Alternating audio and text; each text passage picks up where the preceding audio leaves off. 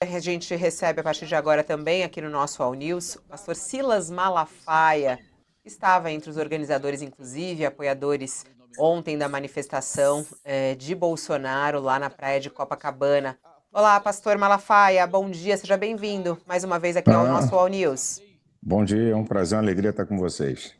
Bom, a gente está acompanhando, inclusive, os números que foram divulgados, né, por esses levantamentos que eles fazem através de fotos e mostram que Datafolha 30 mil pessoas, o Monitor Digital falou em 18.500 pessoas aproximadamente.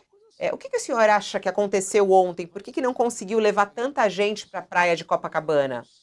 Bem, se a esquerda levar a metade do que nós levamos ontem, eu dou um prêmio para eles, para começar a história.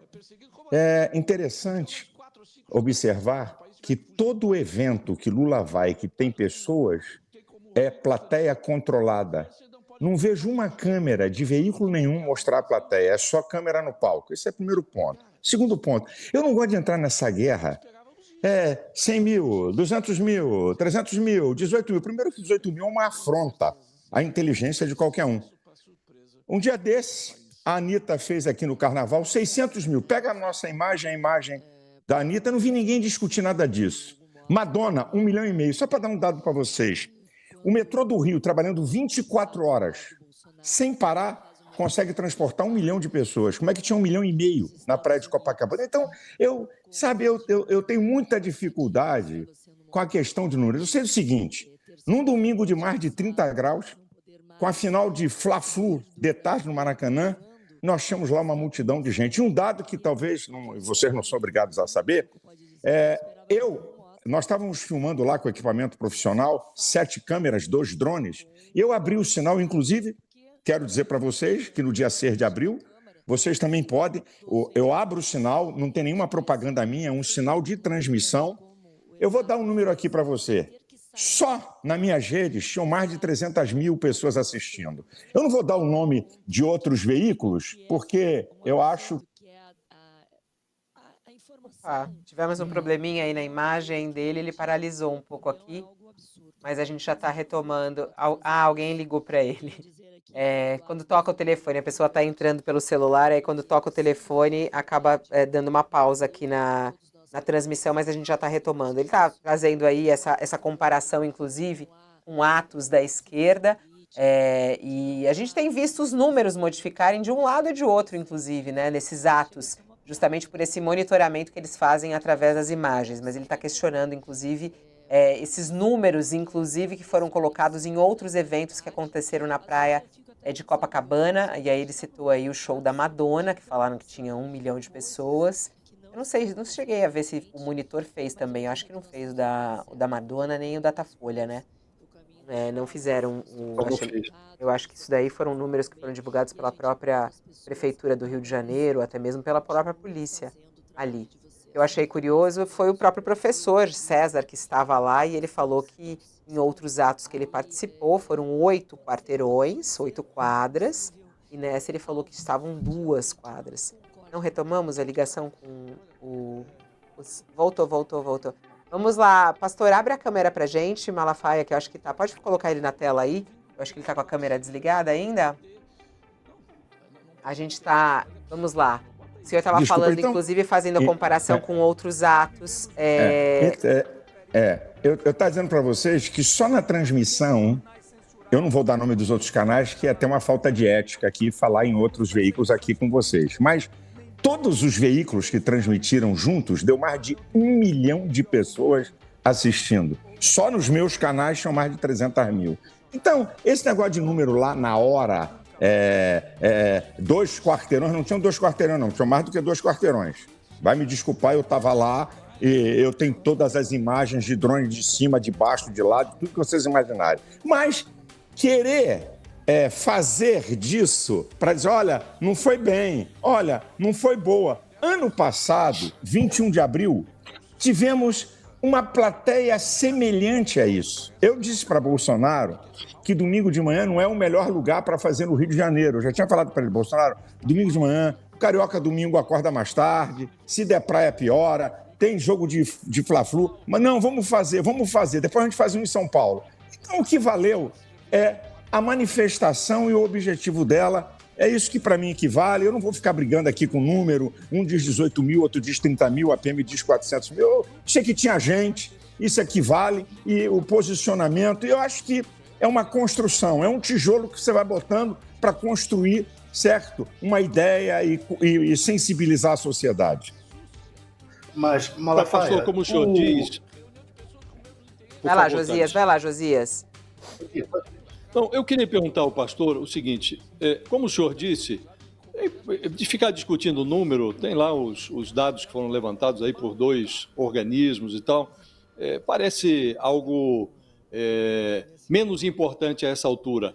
Havia gente ali em Copacabana, havia um palanque, foram defendidas algumas causas. O que eu queria lhe perguntar não lhe parece que hoje o conservadorismo que existe no Brasil, e isso já é nítido, existe um conservadorismo que veio para ficar, e esse conservadorismo está olhando para o governo atual e parece que não está gostando do que vê, mas não lhe parece que esse conservadorismo já não se confunde com o bolsonarismo?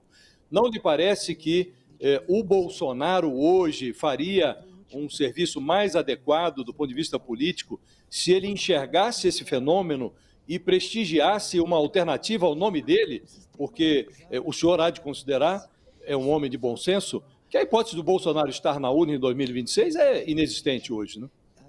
Eu acho o seguinte, meu amigo, a política é muito dinâmica. Você fala uma coisa hoje, amanhã muda tudo. E outra, se Bolsonaro hoje sinalizar, ele não foi julgado em nada, ele não foi condenado ainda em nada. Então, por que ele vai se antecipar? Por que ele vai falar? Ele já está inelegível, não, pastor? Ele está inelegível, mas está inelegível, já que você tocou, é uma vergonha. A inelegibilidade de Bolsonaro é 2 fatores, porque ele falou com embaixadores, prerrogativa do presidente da República. A segunda, eu estou envolvido. Quem pagou o tri fui eu. Abuso do poder político e econômico aonde? Não foi feito no lugar do 7 de setembro. Então, isso aí, decisões de inelegibilidade pode ser mudada. Não é o problema. A questão é essa. Como é que Bolsonaro agora vai abrir a boca e vai sinalizar para outros onde não há um julgamento ainda? E muita coisa ainda que pode acontecer, muita água debaixo da ponte. Então, eu acho que vai chegar a hora, se todas as coisas acontecerem, que ele vai sinalizar. Eu não tenho dúvida. Agora, ele agora, politicamente, lembra de Lula? Lula na cadeia não sinalizou para ninguém. Sinalizou lá no final, Haddad. Por quê? É o jogo político. Então, eu acho que o Bolsonaro agora não tem que estar sinalizando para ninguém, não. Sabe? Você viu lá a fala do Tarcísio? Não, Bolsonaro é nosso candidato em 2026. É o Tarcísio, que é uma das bolas da vez, tá certo? Caso o Bolsonaro seja impedido. Então, eu acho que, politicamente, o Bolsonaro está certo de não abrir a boca para dizer que é a João ou Manuel que vai substituí-lo. Eu acho que ainda não é a hora.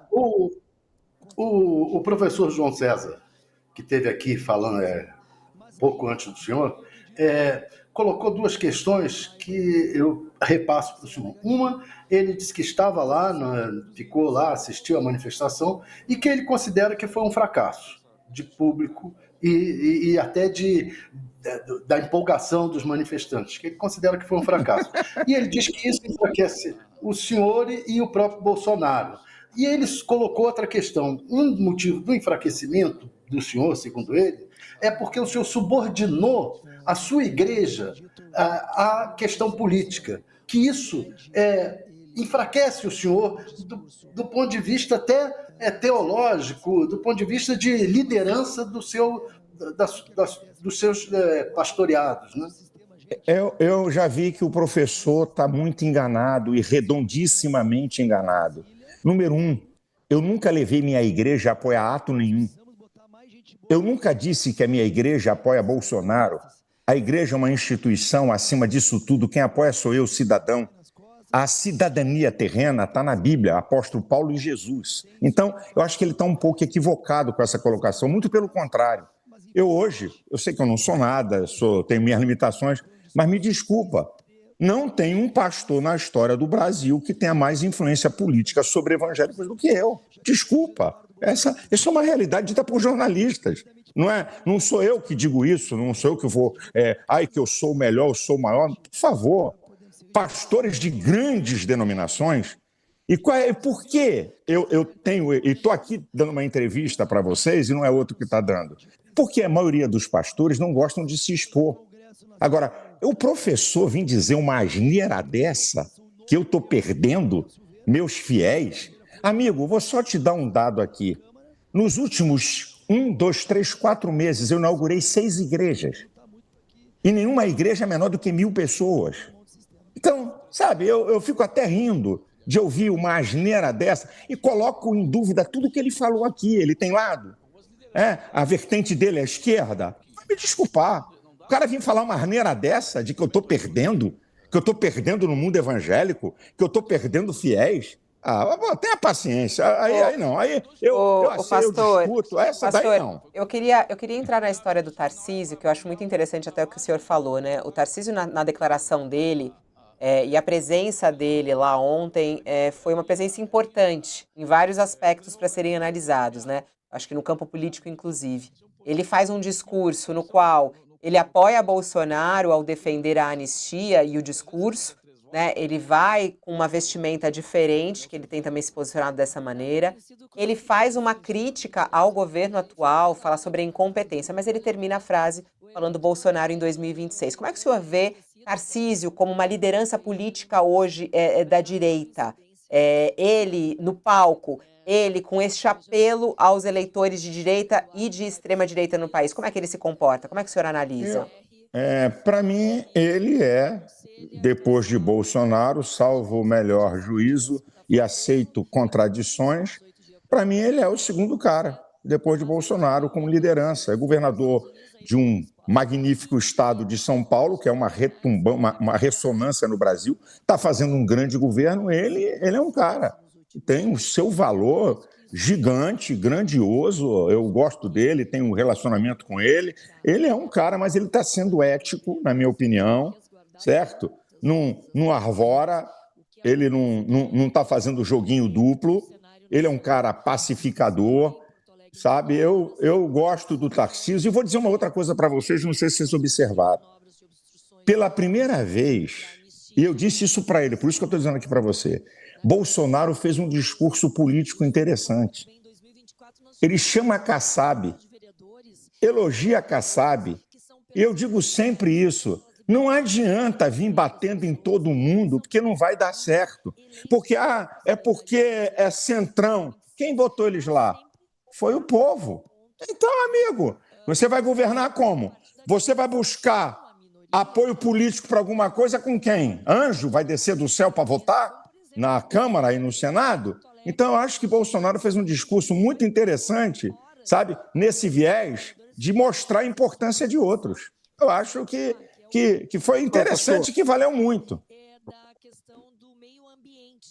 Pois não? O senhor diz que o senhor no primeiro lugar da fila, né?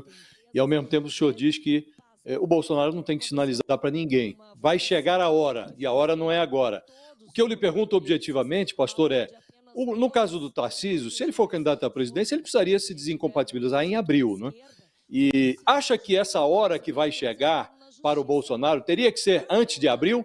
Ou ele vai levar até agosto e aí praticamente inviabilizaria a candidatura do Tarcísio, não? Gente, pelo que nós estamos vendo, tá certo? O julgamento de Bolsonaro no Supremo Tribunal Federal, segundo as notícias, esse julgamento vai até novembro. Então, eu acredito que em abril do ano que vem, as coisas vão estar... Eu acredito, tá? Não tenho bola de cristal, mas eu acredito que as coisas vão estar muito bem definidas para que Bolsonaro, então, possa se posicionar, porque Bolsonaro, solto, preso, o que for, esse é o maior cabo eleitoral dessa eleição.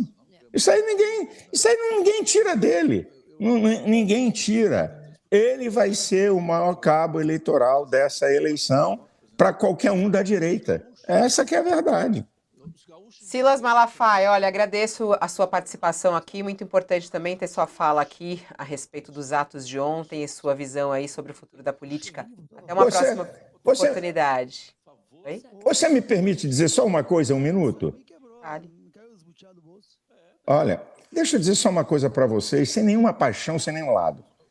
E vocês sabem disso, vocês são jornalistas inteligentes. A esquerda lutou por anistia de assassinos, guerrilheiros, assaltantes de banco, sequestradores e gente que queria estabelecer um Estado proletário comunista.